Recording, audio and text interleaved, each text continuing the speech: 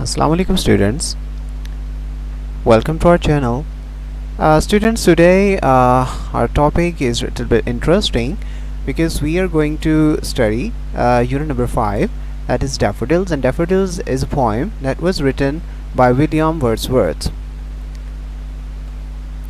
Students, in today's lecture we will not discuss the summary of this poem because obviously you people have your notes where you can find obviously very interesting and very easy for summaries. Today in our lecture we will discuss about the poem, the basic theme, and the basic what the poem is about in a nutshell, so that you people can understand what the poem is about, right? So William Wordsworth says that he was once roaming alone. Roaming means to wander about aimlessly, and alone here adds to meaning that the poet was very sad. He reached a countryside where he saw a large number of daffodils. Right, he reached a countryside means a village where he saw a large number of daffodils. He was very happy to find such a huge number of beautiful flowers. There was a running stream as well as beautiful trees. Right. The poet found the whole scene really charming, but the daffodils had no parallel in their beauty. The poet becomes very happy when he thinks of those beautiful flowers. This is something that the poet recollects whenever he is in a sad mood afterward. Means that scene has a lasting impact on the mind of the poet. Now I will not discuss the summary but the questions given within the lesson. Alright students, questions, there are two questions that are given in the within the lesson. Number 1, how do you compare daffodils with stars? Yes, the daffodils are as endless as stars in the sky. It's very simple to compare daffodils with stars because both are endless.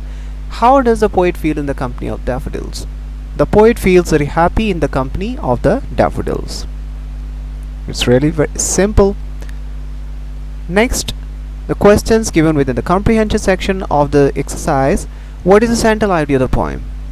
Right, the central idea of the poem is that the nature has a lasting and soothing effect on the mind of the human beings. Right? Nature has a lasting means that remains forever or for a long time, and soothing means that has a balmy and very relaxing effect on the minds of the human beings. What do the daffodils represent in the poem? The daffodils represent the beauty of nature. They also symbolize the relieving aspect of nature. It's also soothing or relieving, both mean the same right now. What will the memory to the scene give to the poet? Its answer is the memory to the scene fill the heart of the poet. Here actually we have to add fill the heart of the poet with pleasure whenever he recollects them, right?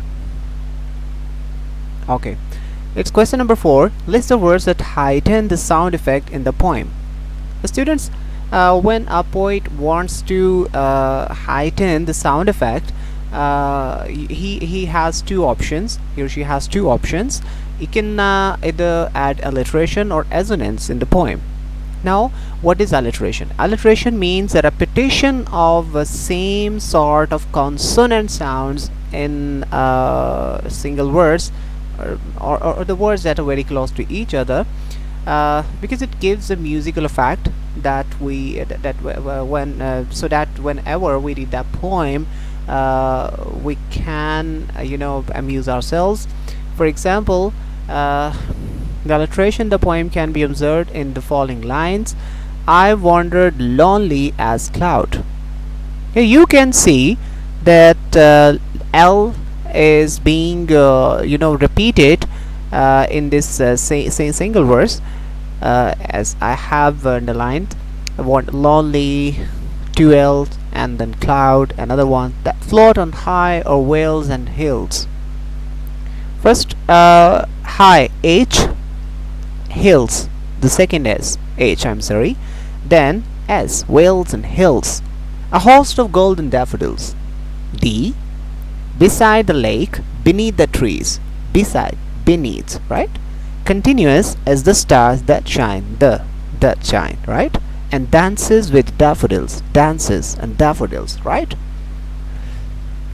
Then the next one, the assonance in the poem can be observed in the following lines. Well, now, what is assonance? Assonance is the repetition of similar type of vowel sounds, right? Alliteration means the repetition of consonant sounds, and assonance means the repetition of the vowel sounds, right? Fluttering and dancing in the breeze. I is being repeated here, right? Which is the place of solitude. Again, I. The above lines represent the sound effects in the poem, right? Question number 5. How has the poet heightened the impact of the poem by using figurative language? We are going to discuss the figurative language in detail in the coming slides, so I will just discuss the answer of this question, but not very deeply. Now we're discussing the concepts. Answer is the poet has heightened the impact of the poem by using simile, metaphor and personification. I'm giving some examples. When all at once I saw a crowd. Crowd is metaphor. Fluttering and dancing in the breeze. Here dancing is personification, continuous as the stars. It's a simile. Why have we mentioned the crowd as metaphor, dancing is personification, and as is a simile, the expression of simile? Here you will find the answers of all these questions. Figures of speech. Number 1, simile. Comparison between two dissimilar ideas or sayings using expressions of as and like. It means when we want to compare two things. We want to compare two things that are not similar to each other, that are not really the same, that do not belong to the same category. Because of a single trait or quality that we want to emphasize upon in our expression or sentence, we will use the simile. Example is continuous as a star that shine. Here you can see the example as we have already discussed, as, right? As is being used here.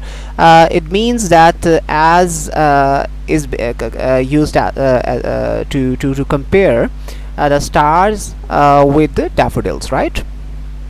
Because the poet wants to say that the daffodils are as shining as the stars, right? Now you can see, you can compare the both different dissimilar sayings with the same quality that the poet wants to emphasize upon. This quality, the quality of shining, right, is similar, but the things that have this quality are not similar, right? Now next is metaphor. Comparison between two dissimilar ideas or sayings without using expressions of as and like. These simile and metaphor both have the similarity. Both are similar to each other, because in both of these figurative techniques we compare two dissimilar ideas or sayings, but the difference between them is that in simile we use as and like, but in metaphor we do not use these words. For example, when all at once I saw a crowd. Here you can see crowd is metaphor, because crowd is used for the collection of people, right? A collection of human beings, right? Which the daffodils are not daffodils are not human beings, but we are comparing them with human beings because daffodils are huge in number, and their large number provides a company, beautiful company to the poet, right? Personification. It is a technique where an object or idea is given the characteristics of human beings, right? Example: fluttering and dancing in the breeze. Fluttering and dancing. Actually, I'm sorry, it's a single example, so I should have written here example. Fluttering and dancing in the breeze. Fluttering and dancing, right? Fluttering and dancing. Dancing means dancing. Obviously, you people understand what does it mean. But dancing, dancing is something that only humans can perform, or they can, yes, to somewhere, to an extent you can say that human beings sometimes train the animals to do this sort of to do such sort of things, but dancing is a trait of human beings, basically. So we can say that you and when we talk about, especially about plants, they cannot even be trained to perform dance, so dancing is purely a personification, because the poet has used this word to emphasize the aspect of the beautiful company of the flowers, the company that gave him wealth of pleasure, right? Okay, imagery. It is a technique to create images in the minds of the readers through the five senses, right? Create images in the minds. What does it mean? Students, for using five senses, right? All right. Five senses. We have experience, or we have different experiences regarding these five senses. For example, in example number 1, huge trees in a forest. It is related to visual, sense. Why? Actually, students, we know how a huge tree looks. How does it look? And it looks very tall. It is very, you see all the things regarding that tree. And in a forest, we also know that forest is jungle place, right? So huge trees in a forest, we can imagine it, though we are not this forest or these trees are not before us at this time, but we while reading this poem, or these words, I'm sorry, can visualize both these things in our mind. We can make a sketch in our mind, and that sketch is mental image, right? And this mental image can be made with help of this technique, that is imagery. Okay. Number 2, the rustling of trees. Rustling means the sound of leaves, right? When the leaves shake, they make a sound, and this we call rustling, right? And this belongs to auditory sense. Clear? We can imagine how how we feel when the leaves rustle, and how does it feel? How does it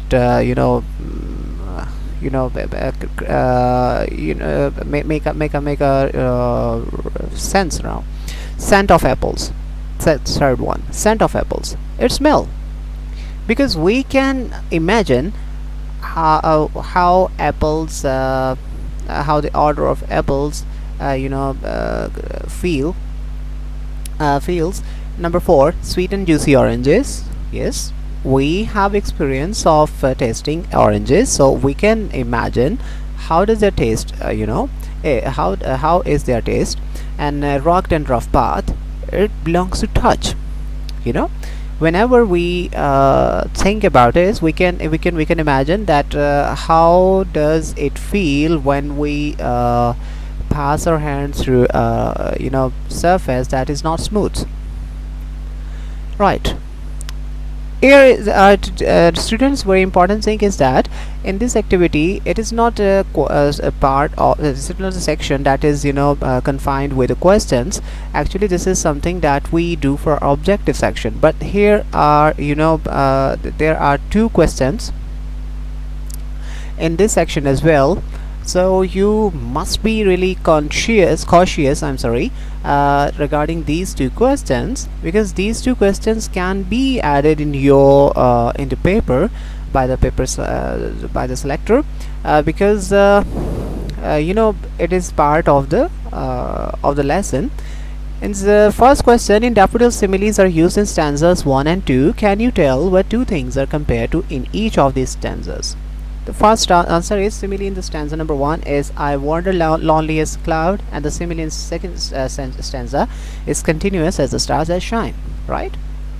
So second one is pick out one example of personification from the poem. An example of personification from the poem is fluttering and dancing in the breeze. We have already discussed it. Alright, now we come to vocabulary. Students, we have not discussed the glossary of the poem, because glossary, obviously their glossary is just meant to be learned, and you people can learn that from your textbook or from notes. Vocabulary here I am discussing vocabulary, but not the words that are given here in your book. And in activity activity A, where you are asked to where you're required to search the synonyms of those words from thesaurus, because these are things you have to learn, right? So we are discussing in this lecture the things that are really conceptual. Number one is connotation. It's a B activity in the vocabulary section, right? I think it's that, yeah. Connotation means attitude and feelings associated with the word as opposite to its literal meaning. Means that we are not discussing the meaning of something, some word. We are not discussing what the dictionary is telling us about that word, what the definition of that word.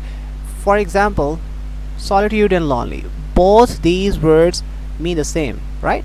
We can say this, solitude and lonely are synonyms to each other, but the difference between them is that solitude is a positive and lonely is a negative connotation.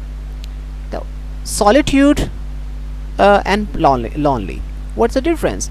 Why are we saying that solitude is positive and lonely is a negative connotation? Actually, students, solitude, you can imagine it, you can understand it with the help of a situation, right? If you are sitting in a room and you are preparing your exams and you're preparing for your test in solitude, or you can we can also imagine a situation when you are praying to God in solitude, right? It means that solitude is a positive connotation. It is not something really bad. We are not taking it bad, because and in comparison, whenever we talk about loneliness is always leads an impact of gloom, sadness, right? Whenever we are lonely, it means that we are missing somebody or people, this sense.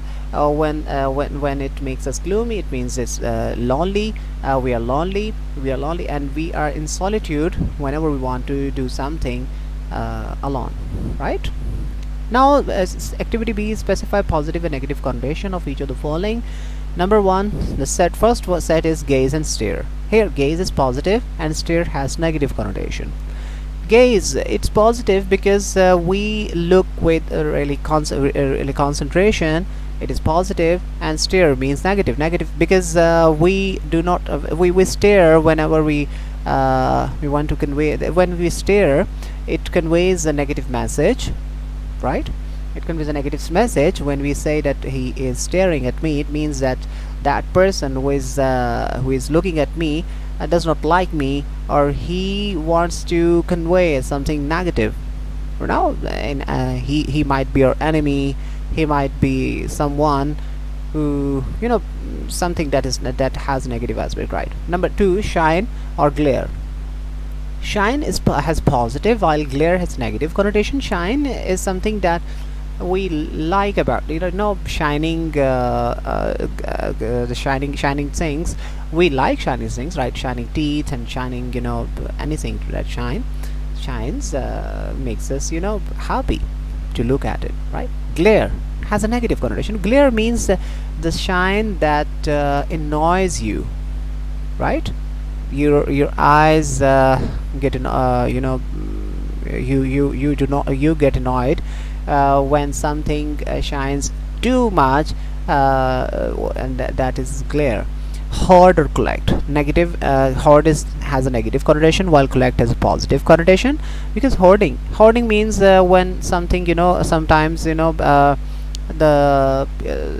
the people around us hoard something, for example flour or rice, or anything that we use, sugar for example, that we use in our daily routine, so that whenever there is you know there is an artificial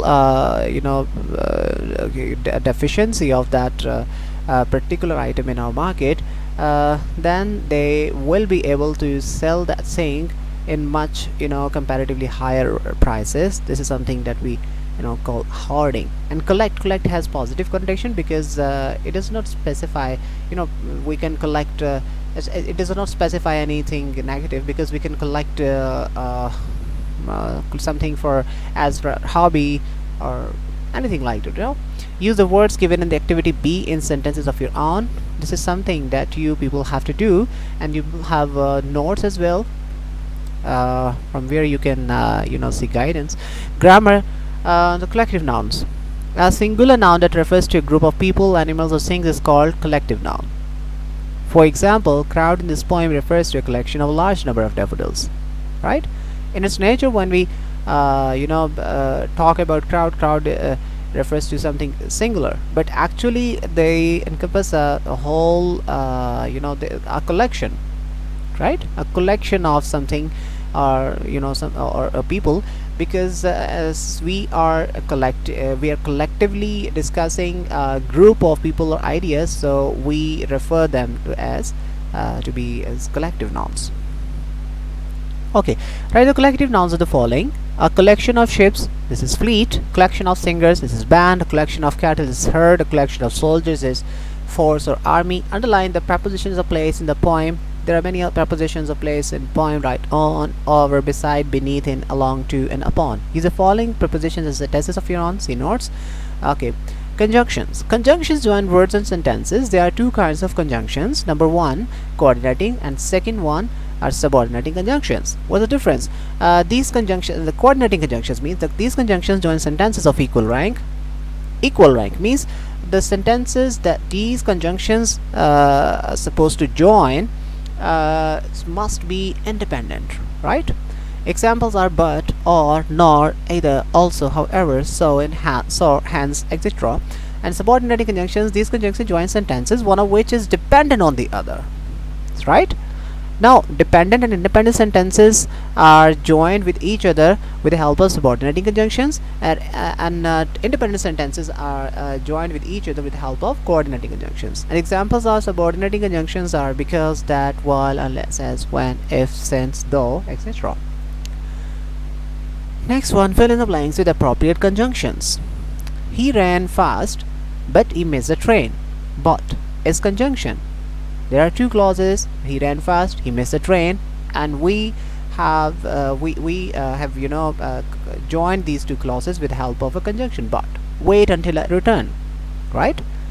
Until is conjunction. Work hard lest you should fail. Lest is conjunction. I did not come because you had not invited me. Because is conjunction.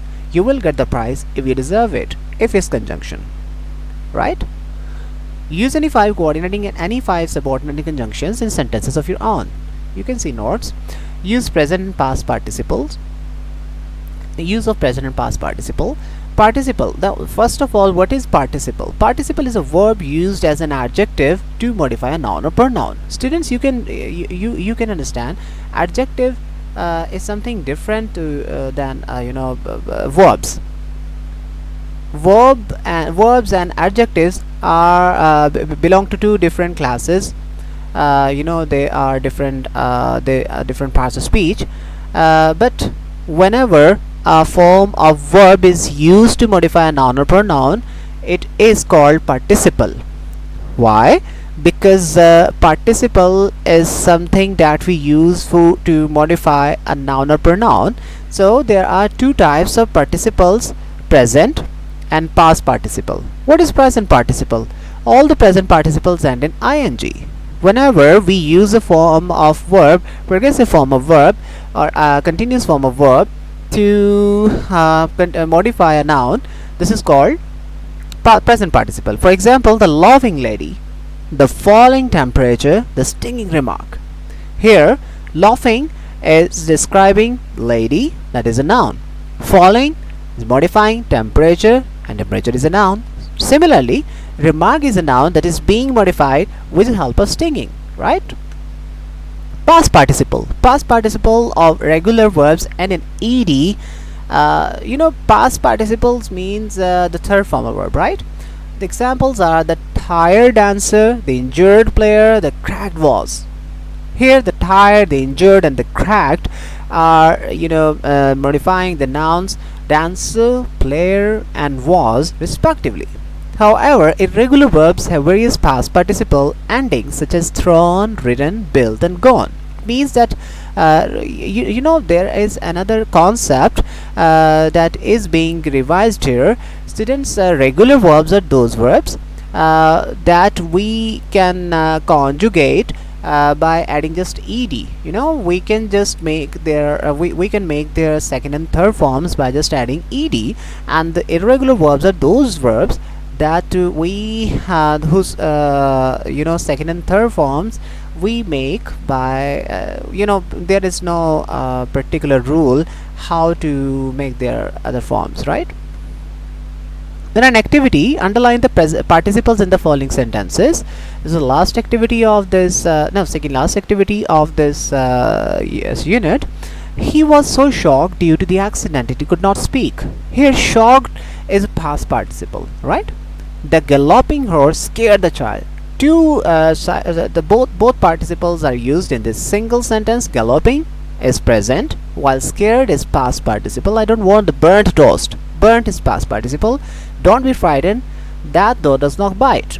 Frightened is past participle. The lorry was carrying stolen goods. Carrying is present, while stolen is past participle. Everybody was excited, preparing the things for the trip.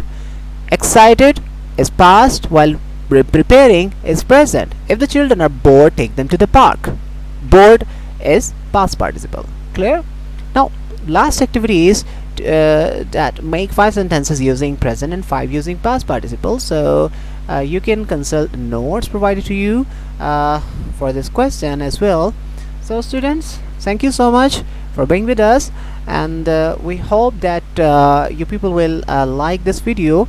And there are many concepts that we have discussed in our today's lecture, but if you still want to ask something about this poem regarding the questions given in this unit, you're welcome to ask us.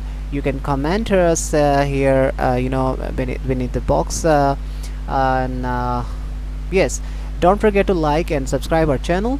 And we hope that you people are doing well in these days. Thank you so much, and Allah Hafiz.